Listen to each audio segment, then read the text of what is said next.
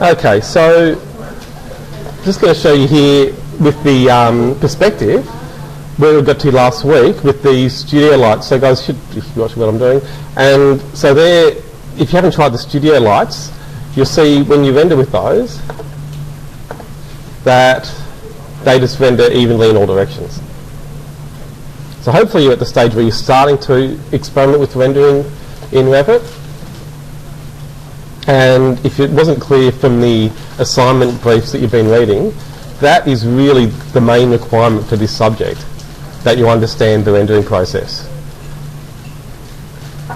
Okay, so if that isn't clear, make sure you read through the assessment criteria with all of the assignments, and you'll see that virtually all the assessment criteria for the second part of both assignments relate to rendering. And lighting is obviously critical for rendering. So there you can see we've got a light floating in the space that's lighting evenly in all directions, and we can see the light in the reflection, but we can't actually see the light position in the render. So I'm going to close this, and you'll see then this floating light that I can see in the space. So I want to make this into a light that I can see, and then I can control a bit more. And going back into Revit, guys, if you're not going to watch, can you stop talking? And you really should be watching. It's just silly not to turn up to class and not actually pay attention. Okay, so again, if I select this light, then you'll see we get this option to edit family. So you'll get that with every family. If you select a column, you'll again see that option, edit family. So if I select that light and then again go to edit family, it's going to take me to this separate file. And you can see at the top the file name, it's called Studio Light. And as I was saying, that's a light that you'll find in the library. So now I want to modify this light to make it into the one you can see there, which is basically just a rectangular disc, and it's emitting light downwards instead of in all directions. So I'm going to go into the ground floor plan and begin just by creating an extrusion. So I'm only going to draw a rectangle, but then I'm going to do a few things that you may not have come across before. So instead of getting the size by entering it as I draw, I'm going to put the size in by making a dimension afterwards. So I'm going to put an aligned dimension onto the lines at the top and the bottom. I'm going to place that to one side, and then I'm going to put a dimension going again from the top line, this time to the reference plane in the centre, and then to the line at the bottom, and then placing it to one side. So now I'm going to cancel and select the outer dimension, and this is where it's going to be quite different to what you might have done previously. I'm going to go up to this drop down list here where it says label, and you've got none set at the moment, and I'm going to go to add parameter. So you might remember me saying last week, when you work with lighting families, you need to work with parameters. And this is probably a little bit beyond what you've done previously. So here I'm going to put in a parameter called depth. Okay. Notice that comes up on the dimension. And I'm going to go then to the dimension tool again and draw dimensions going the other way.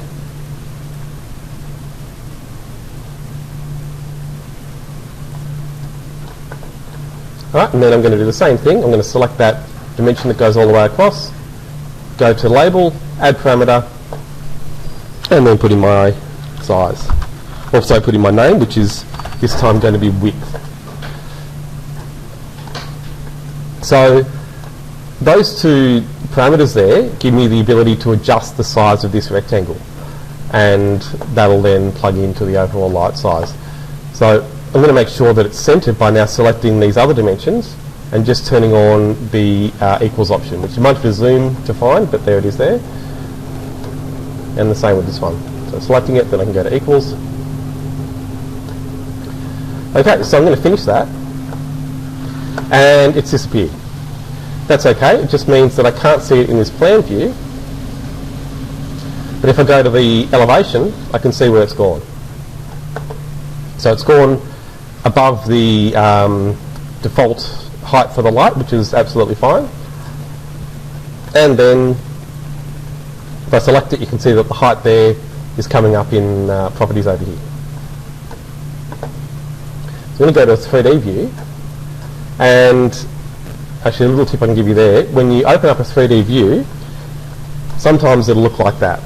So, oops, it's coming back again.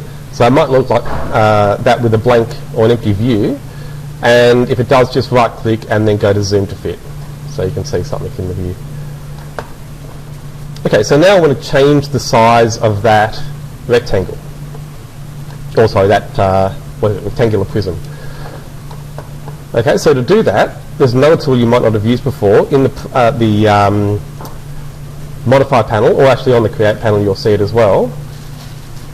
You've got this Properties section where you've got this button in the bottom right of that panel called Family Types. And then, notice here, we've got the two properties I added before, or the two parameters. So depth and width, I've added myself, and I can change those values now. So I might make it, say, 600. Apply, and we can see this changing. Make the other one 600. Apply, and again you can see that change. And so this is how you set up your sizes in families, using those parameters. So I'm going to click OK, and then there's a little trick you can use to get another one to come up. I'm just going to select the light source definition, and that's this yellow sphere here, and then up here you'll see this option, light source definition. So this gives you the options for the different ways that the light is emitted from that source, and also the shape that it's emitted from. So I'm going to change that to rectangular and choose the second option there so it emits down from that rectangle. I'll click OK. Now I'm going to go back to Family Types and Parameters, and you can see that I've got these extra values here, emit from rectangle, length and width. Okay, so I'm going to make a change there. So you can see here the longer one is going this way. So that's the 1200 value. So I'm just going to change the width there to 1000, just so I can see which way that goes. So there, it's the, unfortunately, what I've called width here is called length. So I'm just going to remember that. So I'm just going to expand that a bit. Okay, so I'm going to put a size in now for the emit from rectangle length, and I'll maybe make that say 400, and then apply, and then the width there we can make. So just going back, so you can see that we can make just a little bit bigger. So I'll make that say we're going to have maybe a 20mm band, or let's have a look at that light actually. No, actually I'll go for a 15mm band. So I'll go 430, apply, and that now is a little bit bigger than the shape the light's coming from. And so I'll do the same with the emit from rectangle width. I'll just make it the same 400, and the other one 430. Apply. Okay, so looking at the bottom there, what size? So I'll just check my values. Did I type in something different? No, that's right.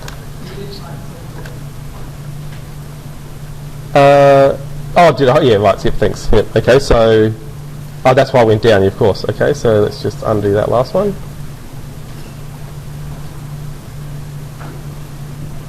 Oh yeah, 2400. So that should have been depth. That's it. So 430, and apply, and yep, there we are. Okay, so now going back into here, and so the rectangle width there, that's going to be 400 as well. Okay, so now I just want to make that look a bit more like a fixture. We've got these extra lines, so these circular lines, they're the symbol that was coming up with the studio light before. I'm just going to delete those. So basically I'm just left with that box, and I'll go to the elevation views and just make sure there's nothing still there.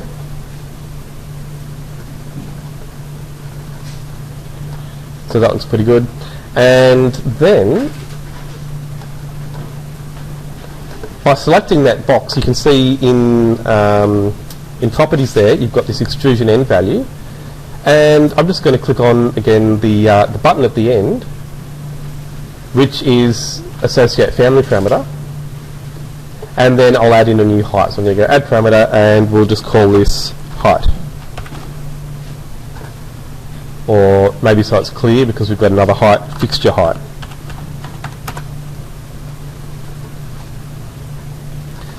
Okay, so now back into family types, and you'll see that one will come up. And I'll make that, let's say, 40, apply, and now you can see it changing. Okay, so going into the 3D view, again, I want to get recessed part cut out from this now. But it's a bit difficult to draw because in my ceiling plan I can't see it. So I'll switch to the, in the floor plan I can't see it. So I'll switch to the ceiling plan, and I still can't see it very clearly there. So I'm going to go back to the ground floor and show you how you can change that. You need to get to view properties, and in a family you just need to remember that in the properties panel you have the property for the object, but you can always switch to the view properties by just clicking on that little down arrow there.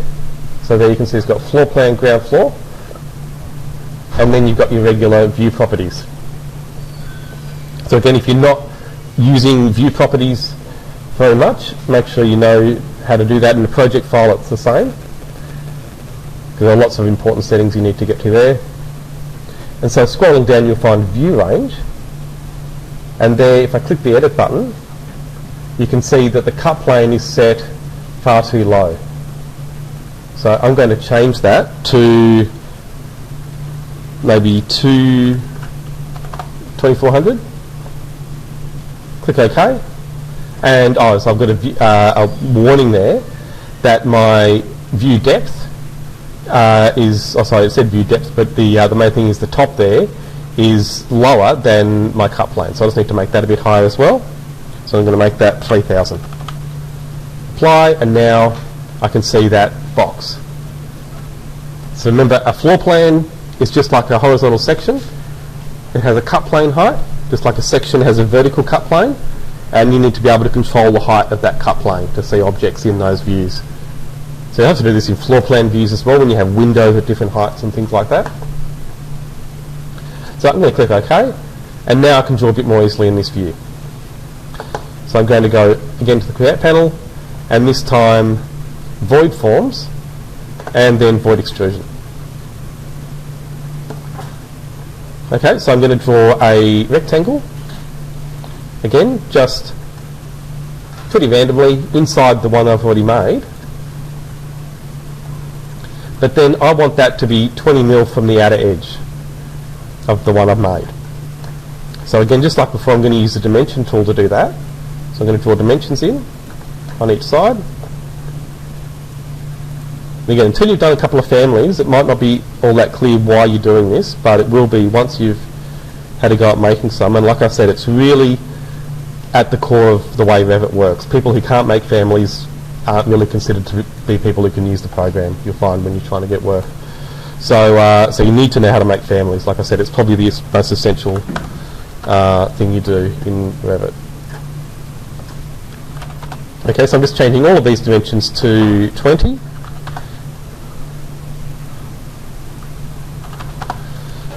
And then going to select each dimension one at a time and then just lock. So you can see when you select a dimension you'll get a little lock icon. And so what that means is that if this edge moves, if my outer fitting shape moves, becomes bigger or smaller, then that edge will go with it. Okay, so again I'm going to have a look at the properties over here, and we'll just type in a value for now just to get started. So I'll make that 20 mil. Tick to finish. Now I can't see it anymore because it's underneath the shape I've made. But if I go to the 3D view, now I can see it, and it's cutting out a hole from the inside. And just to show you what the dimension that I made was doing, the 20mm dimension, if I go in now and change this size, so here you can see width 430, we'll make that 600. And notice that the outer edge brings the inner edge with it. Now, the rectangle didn't go with it, the rectangle for the light, so I'm going to make it go with it as well. Using a slightly different method, I'm going to type in a formula. So we're going to make that length there equal to width minus 20.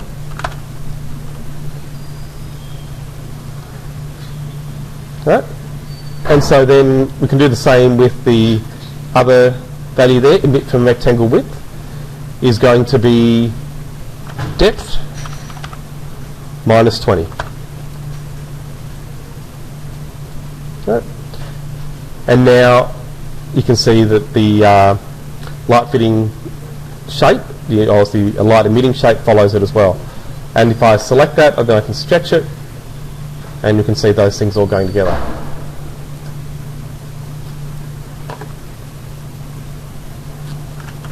So hopefully that'll give you a good understanding what families really are. They're not just dumb objects that you model that are the shape you're designing. You're setting up a system of relationships, and you can use families for many of your design elements just by changing some of the properties. So we've got the what effectively is the bulb, or the thing that is going to show up in our renders as the plane of light there. So that's got to be made now as well. So back to create, I'll make another extrusion. So that I can see where my void is, I'm going to go to wireframe, go to rectangle, and then just trace over the void. And this time, I can lock each side. So that means they'll just follow what's already been made. So that makes life a lot easier. And then looking in the side view, if I finish this, again, it's inside, so I can't see it, but once I go to wireframe, then I'll see it. And this value probably won't need to change, so I'm just going to type in the numbers there and make that 10mm. So it's going to stay starting 10mm above that plane there, and then going another 10mm to 20. Okay, so now we can look a bit more at materials, and again, you need to do those with parameters when you're working in a family. So I'll start by making a material. Over here in the properties panel, I've just selected that extrusion, and now where it says by category, I'm just going to click in that field there, click the browse button, and then it'll take a minute to load materials the first time, but there it is. Okay, so we've got a glass material which is pretty close to what I want. But I know if I go into the library, and if you don't have that panel down below, just click on the button up here to hide and to show it. That's your toggle to turn it on and off.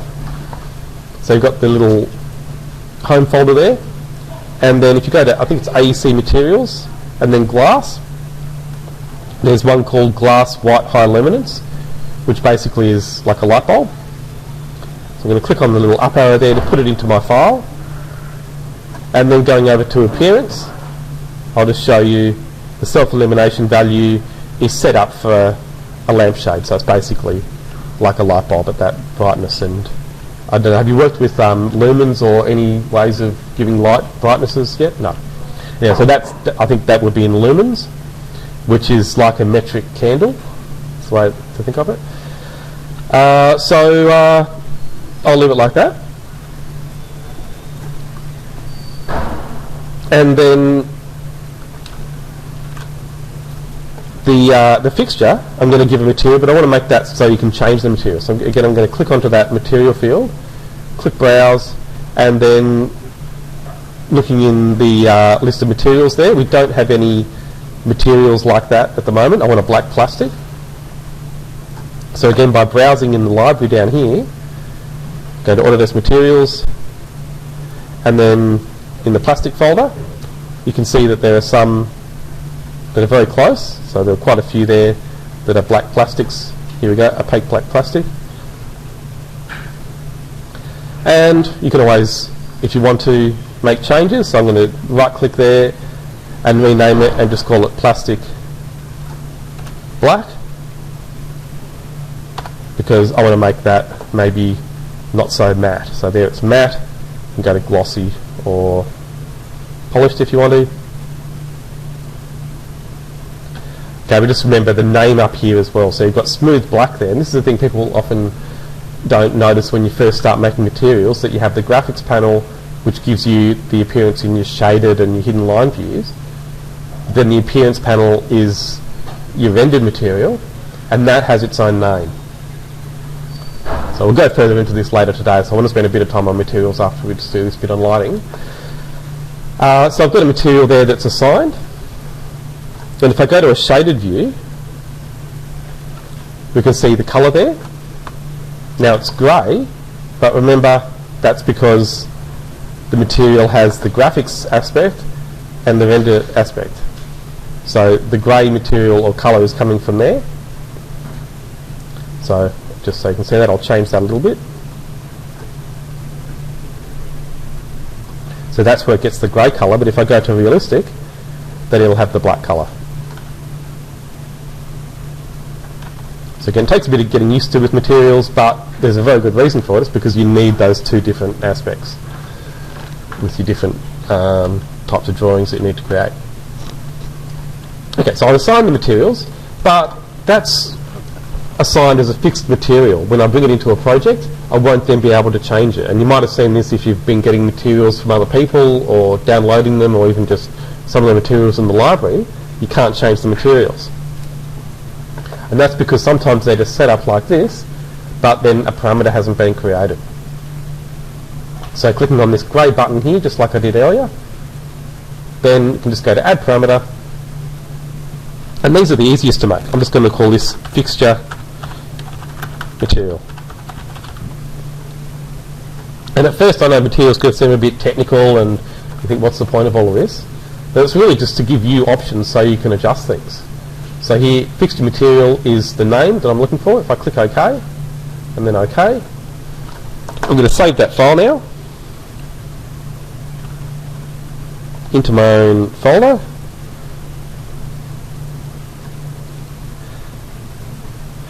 Okay, so we'll call this rectangular light fitting, and then I'll just load it straight into my project. So I'm just going to click load into project up here.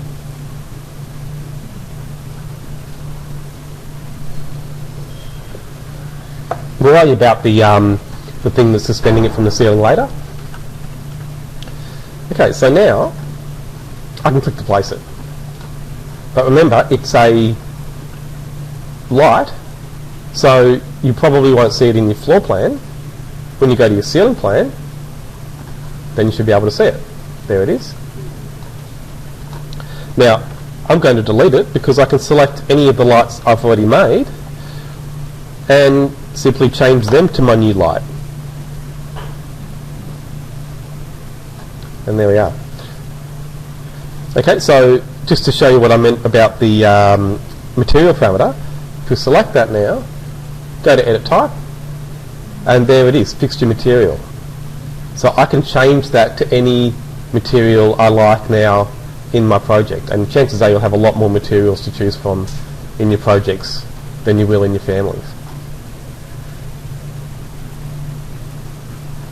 Now, notice there's this silly looking circle, and that's something that I've left by mistake, so I can easily select that family now. I've made it, so I can just go back to edit family, look in plan, there's the circle I want to get rid of, delete it, there we go, save the file, load into project, and overwrite the existing version, and that'll fix it.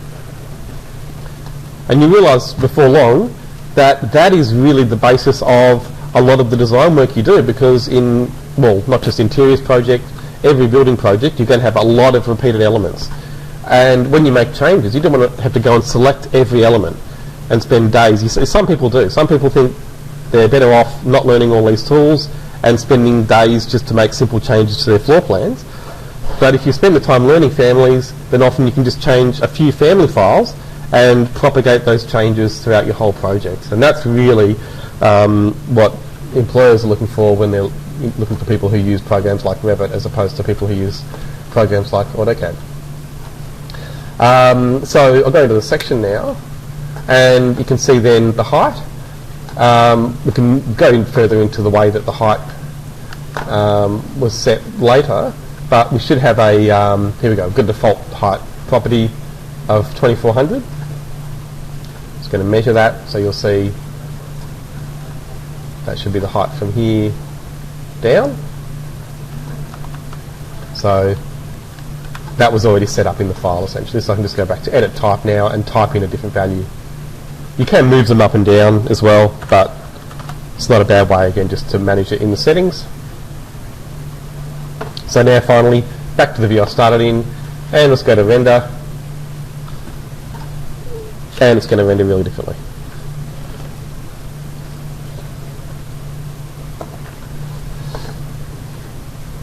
Alright, so there we are. And before I finish, I'll show you the light brightness I didn't show you. Those are all set up for you already. They're done with parameters, but you don't have to make them. So if you go to edit type, you can see there are all the parameters I made. If you scroll down to the bottom, you have the parameters set up, and so like I said, the brightness is either in, well, you can actually do it in watts. You probably have seen this with, anyone who's bought light bulbs would have seen this. But notice with watts, you need to give two values. And if you notice actually when you bought light bulbs that you have really low wattages now for the same brightness. So do you remember what normal light bulbs used to be? Yeah, 70 plus. 100 was pretty unusual, pretty normal actually, or even more, 120 for a bright light bulb. But now, a bright light bulb, those compact fluorescents can be 30 watts, or even less. And that's because the older light bulbs were much less efficient. Right? So the newer ones, more environmentally friendly, they're more efficient. So they use less power to produce the same brightness. And what that tells you is that wattage on its own isn't a measure of brightness. So if you use watts, then you need to put in this efficiency value. And who wants to work that out? I honestly wouldn't even know where to start there. So if I can, I work with lumens. And like I said, lumens are almost like a metric candle. So it's just a single value which gives a brightness. And the reason I say they're like a metric candle is because the older value in the imperial system was this one called candelas. And a candela basically is the same brightness as a candle. So here, 2,200 candelas equals 7,101 lumens. And so before long you'll get used to working with lumens. Even now you'll see light bulbs and other things, they'll have the brightness in lumens for you. And when you get your lighting catalogues and start specifying lights for your interiors, they'll give you the values in lumens, and in lux maybe as well, but definitely in lumens. Okay, so that's your brightness. So it's got a funny name in Revit. They call it initial intensity. That's correct technically, but I think if they just called it brightness, it might have been easier for people to understand. So again, luminous flux is a good way of setting brightness, and just do it in lumens. And then you've got this other value, your colour, your initial colour. So you might have had a look at this with lighting before, or no? Okay. So this is a good way of learning it. So what are some lights you've used? Incandescent? Yeah, everyone's used incandescent. Old light bulbs? They're quite warm, so they're orange. Fluorescent, what do you think they would be? Yeah, so yeah, they are. They generally are. They're quite, well, if you mean lighter, they are. They're closer to white, They even go towards being cool, which is blue. So if we go to cool white, that's about as low as it goes in Revit. But if we go then, let's have a look at xenon. And you can see that's got a much higher temperature. And you can see that white there, don't know if your eyes can see it in the projector, but maybe on your screens you can. It's got a blue tinge, and up here you can tell the effect. If we go to, these are going to be lower again. We should have, here we go, D65. That should be slightly bluer again. If you go to custom, actually, you'll see it. So I'm just going to increase that value so you can see how it works. So this is really important for interiors. You need to be able to set your light colour. So notice how now the image up here really has a strong blue tinge. Back to halogen, which is one that's much warmer, and it's got a really orange tinge. So basically lights with a low temperature are warmer, and with a high temperature they're cooler. And you can just use the presets to get you started. So I might go for cool white, something like that. Okay, so there's two values there anyway, brightness and colour. And you can just easily set those with any light you've made. As long as you've started with a light you've made either from the library, or if you want to have a go at making one completely from scratch, on the main menu you can go to New, Family, and the final thing I'll show you there, you have all these different templates. So, unlike a project file where you really just use the architectural template every time, with families you've got a huge range of templates to choose from.